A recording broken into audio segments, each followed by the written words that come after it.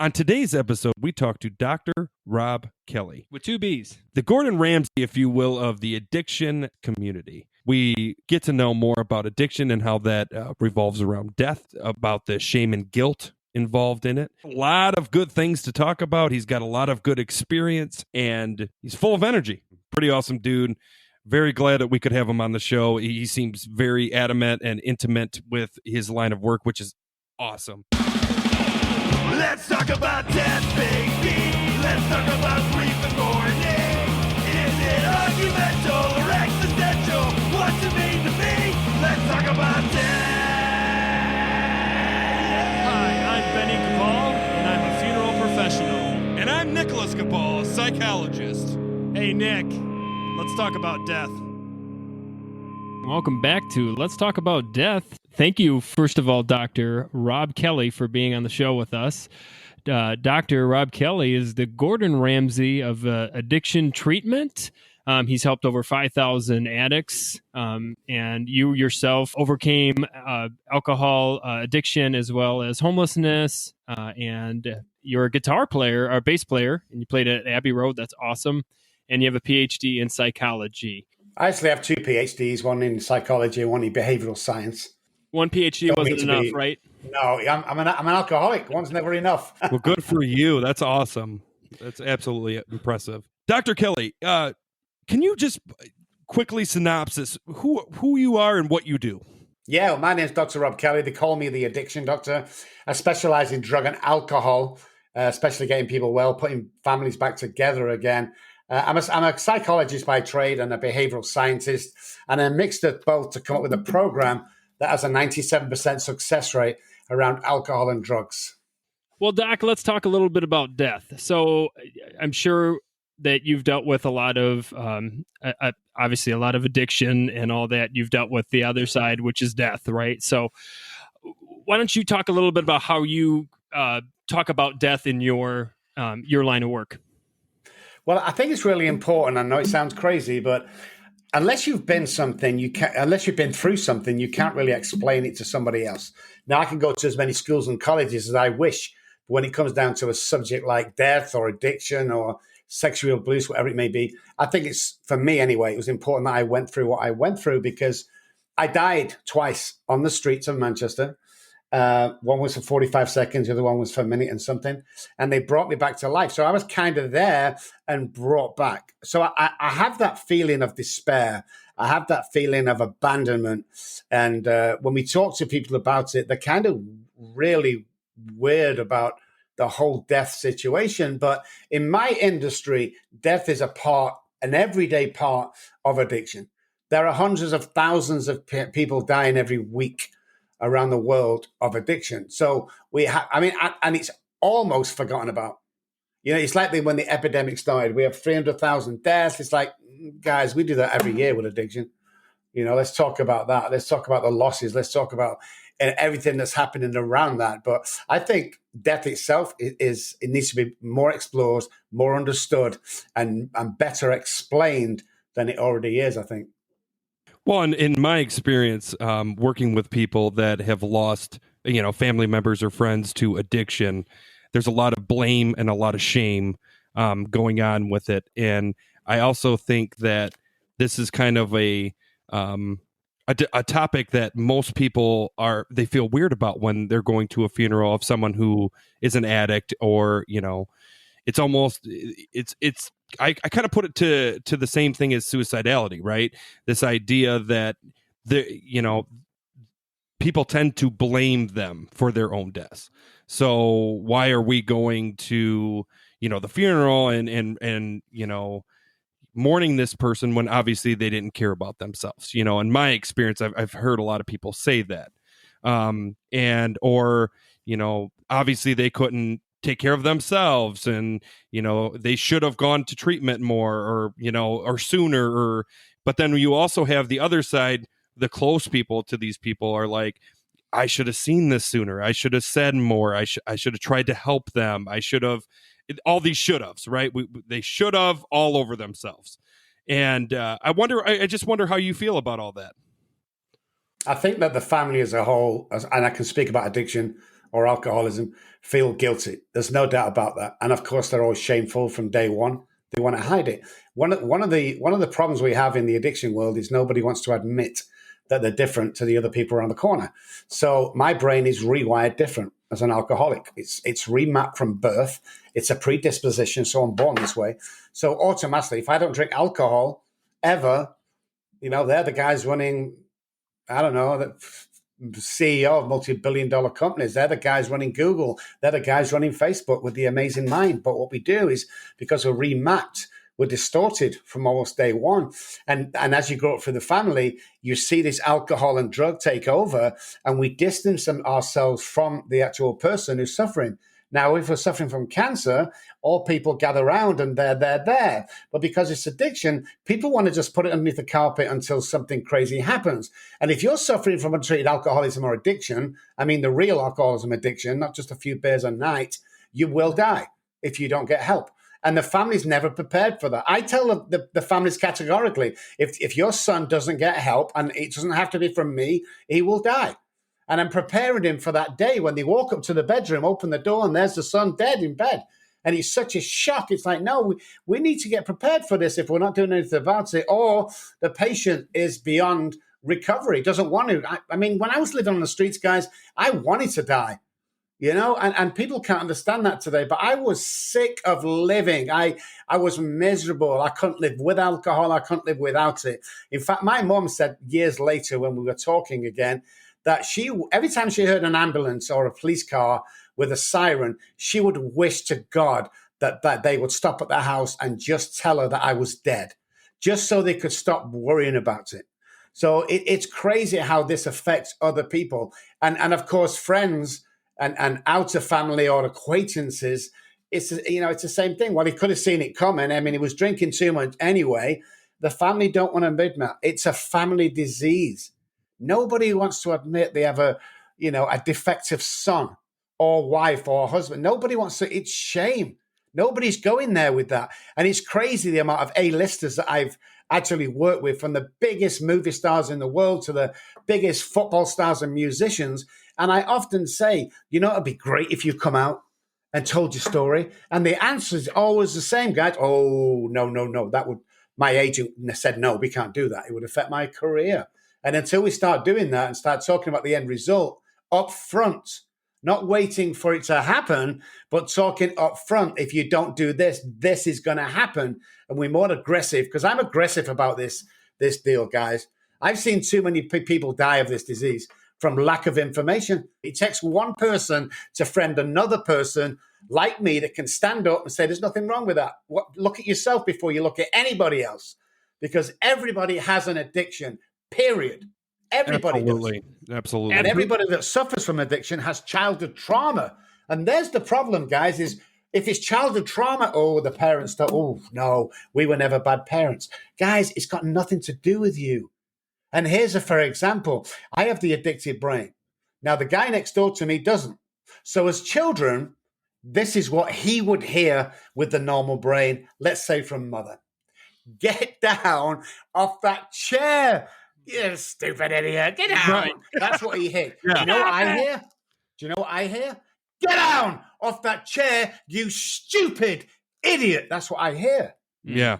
I see what you mean. And that's where people are going wrong. It's not the alcohol, it's the drugs. And if we don't stop, we're going to die. Period. Yep.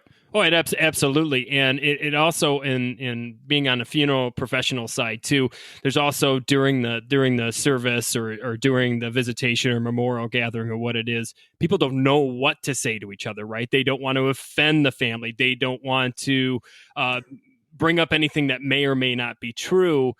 Or let's just be honest, a lot of people in that room are may or may not be going through the same exact thing that their friend that's in the casket was going through. I had the honor of taking care of a family where the dad himself got up and he did a eulogy saying, if you're having a problem right now, go seek help, like go get help. And at the end, I went up to him and I said, that's so awesome that you did that, especially during this rough time. And he said, you know what, if I got through one of their heads, if I got through one of them to go get help, I might have saved somebody's life. Even at the funeral, like you just said, we've got to look at the aftermath of that. So I go in there, I feel guilty straight away that my friend has died. I feel a bit shamed because I wasn't there for him. So I don't know what to say to the parents. I feel a massive loss, but I'm not going to show that because, I should have been there for him. And all this trauma is taken from the funeral to outside to normal life. And then more problems start happening to us. And that's why often you'll feel a wife of a husband who's died will often rebel from society into a loner. And children or kids will do the same because we need to express what's going on. It's a traumatic event, especially with the addictive brain. It's a very traumatic event when we go, but we don't see it. Most of my friends will go to the funeral, and then after, we're all in the pub around the corner, and we're all going to get wasted on Johnny. Cheers, Johnny. It's like, well, that's all good. I mean, I like that, but what's that really doing to you? What's fascinating, if you think about like the Irish wake, right? The whole idea of sometimes to celebrate the person that you love's life is to go and literally celebrate. And what for some of these families, that means, like you said, getting cocked, going, getting a keg. There's been times that my dad has told Ben and I, like the family will say, hey, where can we put the keg in the funeral home? And it's like, the problem is that this person, what we know of it is probably dead because of their alcohol problem, right? They, go into the bar every night, some people call them bar flies, that situation, right? Where the only way that they handle their mental stress or anguish or, any inadvertently bad feeling, they go to the bar about, right? And I think it becomes a culture, right? It becomes what we do. This is what our family does. We drink. Like, it's that Catholic, that old school Catholic, that all the family parties, like there's alcohol everywhere. It just becomes part of the norm. And I think that's another issue with this when it comes to, people losing, loved ones to alcoholism and drug addiction, more so alcoholism, because it's legal. But what I'm saying to you is that it's this weird thing, because it's like, yes, we knew he drank too much, but I mean, that's what we do, right? And it becomes this normalized feeling that we're not educating people on, well, we can break this cycle. You know what I mean? It doesn't necessarily have to be at every party. You don't have to get cocked to have fun, right? And I think that's the scary part is that I think we normalize alcohol as it's okay more than we normalize it to be, hey, this could be super dangerous, Yeah, if alcohol came out today, it'd be banned immediately. They wouldn't have it in the world because it's too much dangerous. There's too many deaths around, and the numbers are not correct. If somebody drives a car drunk and he's got a drink problem, smashes the car and dies, goes down as a car accident, doesn't go down as drunkenness or alcoholism. So that's where we're lost. We have to deal with these things up front. And the more we stand out and talk about these things, the more other people will. Because society as a whole brings, especially in Manchester, England, where I come from, brings you up to be a man, to drink the first pint of beer. And what we don't see is if you can trace your family history back and find out that grandfather was a chronic alcoholic, then you need to be aware of that. That's one of the things I had against my dad is you should have told me. I told my children, I have 2 daughters, this is what's going to happen. I was estranged from him because of my drinking just before the homelessness. But people have to know, in my industry, knowledge is power. It really is. To spot it, to call it as it is. Somatic experience, which I'm a practitioner in, they talk about a deer being hit on the side of the road. I don't know if you've ever seen that. Not killed, but just slightly hit. The deer will fall down, and then it'll come round a little bit. It'll stand, and then it will shake violently. The reason why it shakes violently is to release the central nervous system from the trauma. They go on and have no trauma regarding to the accident. If human beings did that as we go along, there would be less trauma, less shame, around death and around disease and around addiction. If we just realize that, hey, this is a problem, let me talk about it now. And I've been doing this for 33 years, and I've been trying to bring this to the forefront. Is let's stop being shameful about a disease that we can do nothing about. It's hereditary, it's biological, you can't change it, and there's no cure for it. And as soon as start releasing that and people get more information about it, more as a society, we can really look. Because there's a joke I invented years ago, and people laugh like it, but it's true. Back in Manchester, the guy goes in the bar and he's getting a drink, and this other guy said, "Hey, do you want a drink?" And he says, "No, I'm an alcoholic." And this guy said, "What did you say?" He said, "Oh, I'm a mass murderer." He said, "Thank God for that." I thought he says, "An alcoholic for a minute." It's kind of that thing back in Manchester. If you're not drinking, you're not to be trusted. Well, if you've got addiction in your family, you're in trouble there, real big trouble. What would be your advice to either professionals like myself in the funeral profession, or just families or friends of somebody who you've lost to addiction? What are things that we can say or things that we can bring up that would be helpful to not only the family grieving, but us as professionals to get the word out? Well, I know what I would do if it's well known that the guy or chap that's died of alcoholism. I would approach the family. And obviously, the thing is, beneath an alcoholic is a real decent guy. Absolutely. It really is. Let's celebrate his death, is what I would say. And this is enormous. I went to a funeral at a guy that was a patient of mine that died. And when the funeral came along, I didn't want to go to the funeral because I felt guilty that he died on my watch. So when I got to the funeral, mom and dad came over, and I'm literally, guys, I'm stood there. And I'm looking down. I've got an entourage around me because I always do. And I'm thinking, oh, my God, they're coming over. They're coming over. And when they came over, they thanked me so much for trying to save their son's life. And all I felt was guilt. And they actually got up and did their eulogy. And they actually mentioned that there needs to be more information around drug and alcohol abuse than there is today. And I think if that happened more, at funerals, people get a better idea. And on the flip side, I've been to funerals where the parents and family just absolutely reject the idea, and nobody really knows how he's dead. He just passed away. Well, the guys in the industry know he's a chronic drug addict, and we told him he'd die, but the family, oh, he just passed away of a heart murmur. That's not getting anybody anywhere. Yep.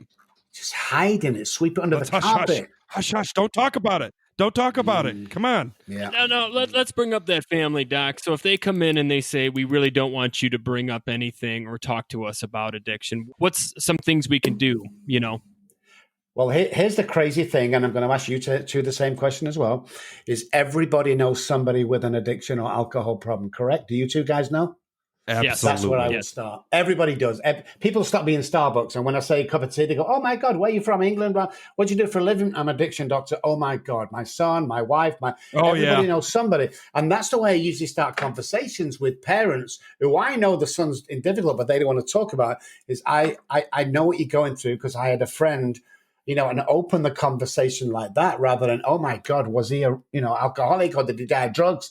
It's just that I have a friend, and they can relate as well because they're in the same place as you are. It's only shame, guys, to stop them doing that. That's all it is. Why can't we celebrate the death with bringing everything out? Well, what needs to come out anyway about the guy, and especially the family? You see, everyone looks at the families. "Oh my God, they don't like it.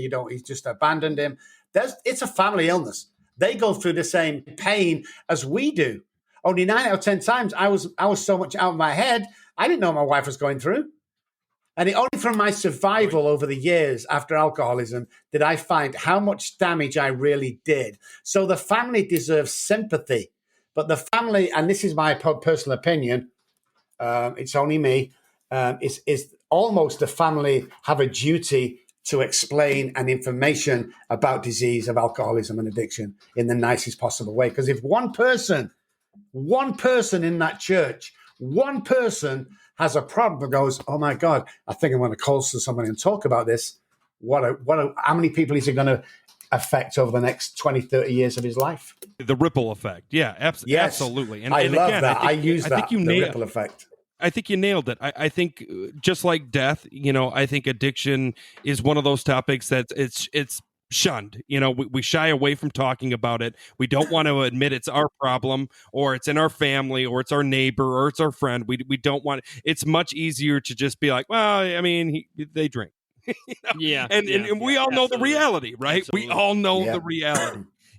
And I think another big problem is, especially these young these young people, that are 21 and starting to drink, and they go to colleges where it's it's almost advised to party. It's kind of, it's a rite of passage, right? It's a rite of passage to drink a ton, in a and that's okay, right? That's college, that's whatever, it's normalized. Yeah, So but it's the beginning of playing with fire, right?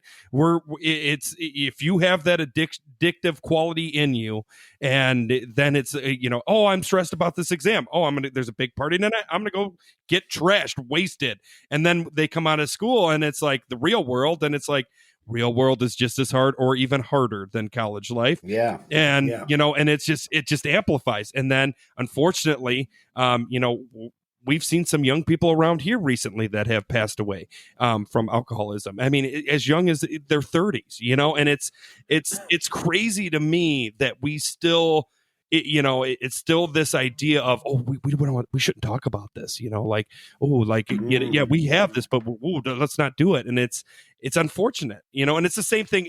I feel like we have kind of a connection with, the death industry. It's this whole idea, profession, profession, industry, all of it together is what I'm saying to you is that we are used to people being like, oh, here comes the Grim Reapers again. You know what I mean? Like, and I wondered about that with you. Do you get kind of that feeling for some people when you say that you're, an addiction specialist? Do you kind of get them like, ooh, I mean, I have a problem, but I don't really want to talk to him about, you know what I mean? I'm not ready yet. Do you get that notion, or? I used to, and I can see you guys probably doing the same I did, because I used to be pretty shy about it. Now I'm blatant and out there, and people look at me and go, let's talk about this, Rob. Yeah. Because, look at me, I'm cool. I have a Mercedes McLaren. I have a big house. I got, all this stuff. And they go, you used to be homeless? Yeah. And I can see you guys doing the same in the industry. Is the more and I know this sounds horrible, guys, and I know it's just, I hate saying it, but we got to be the cool guys of this deal. Yeah. Oh, yeah. All three of us on there. We got to make this a conversation, make these things we can talk about. You want to say for your funeral? Or you want to say for your funeral? It's the best thing in the world you can. Yeah. I mean, everyone thinks it's a sad occasion, but really, I mean, it is for a lot of people, but it's what we bring to the table leading into that is how we can. Everybody loves a leader. Whether it be the funeral business or my business, they need someone to take charge and be funny when they can and be serious when they can and lead people through ceremonies, through addiction. There has to be one person that stands up. And I'm telling you guys, because I have a second PhDs in behavioral science, is you are the guys, you are them two guys that can stand up and be a leader in this from the whole of the industry around the world. You guys are the ones that turn up and go, hey, we can make this sound cool. Because can you imagine years ago someone saying, oh, alcohol and addiction, Dr. Kelly says he could make it cool. You better can make it cool. Let's bring it out of the closet. Let's talk about it, Well, let's just be honest. What's cooler and sexier than saving someone's life? You know what I mean? Right there. Bam. That's bringing sexy back right there. Exactly. And self-belief as well. Self-belief that you can do that. I train people to be really confident and believe in themselves because we don't really know. I mean, I often say to patients, if me and you could swap places right now, all your problems will be over because you don't see what I see. I see a leader. I see someone positive that can change the world one day at a time. And that's what I think I do. And that's what I'm sorry to keep pointing at you two, but you two are freaking awesome. But that's what I can see all of us in here making a stand from today and going, hey, guys, we are the cool guys. There is a positive side to this. There's also a negative side, obviously, the loss of an addict, the loss of a normal person, whatever it may be. But let's look, if we're going to celebrate his death, let's look or what else we can do. And I'm the cool guy that you can come and talk to it. I'm not the guy that's going to put his head down and be shameful and go, well, okay. I'm the guy that's in your face going, this is the coolest thing I've ever seen. Let's do this. And my actual aura and my enthusiasm, it's contagious. Other people are the same. They go, yeah, come on, let's talk about it. It's crazy. Well, thank you so much. We're gonna go to the Q&A session if that's cool with you. I think it's time. I think it's time to go to those Q&As. Q&A. Everyone loves that Q&A. So this question actually came from one of our listeners out there. She wrote this. Do you think disenfranchised grief would be the correct term when you are grieving an alive adult child with addiction issues? Or is this considered anticipatory grief? Knowing that several overdoses and an enormous decline in health, that you are already grieving the son as he used to be. That's got to be rough to deal with, absolutely. But I think the question you're asking me, is this part of disenfranchised grief? And my answer would be absolutely. You can call it anticipatory grief because you are basically getting ready for your child to die. I mean, if he doesn't get help, he is going to die. And I think when it comes to this stuff, I think there is a lot of help out there. I hope if you're listening to this, that you reach out to Dr. Robb Kelly. I think he'd be a beautiful person to just, even get some advice from. But I think more importantly, I think you really need to tell your child the reality of what's going on. And, unfortunately, you love your child. Maybe this child doesn't love himself right now. And I think that's really what you got to really instill in him right now is give him hope. Give him hope that he can get through this. And hopefully with the right people and the right guidance and the right facility that he can come out to be back to his old self is what you're asking about. And but I also think he'll never be the same. I think he needs to come to grips with the reality of who he is. And this is a disease and there is some help out there. So, well, absolutely. Dr. Kelly, do you got anything to add to that? I don't know where you got that question from or who made that question up, but that's one of the best questions I have ever sat in front of somebody and said. I'm 50-50, guys. I really am on that because I think both are acceptable depending what position you're in or where you stand around the death of that person. So, yeah, I'm both ways. I think they're both acceptable depending on whereabouts you are or who you're related to or belong to or just a society as a whole. I think they both can be correct. Right.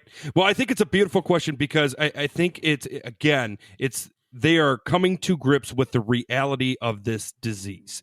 They definitely are saying right now, it could be any day. We could lose our son, Now, with that being said, what would you tell a parent at that point?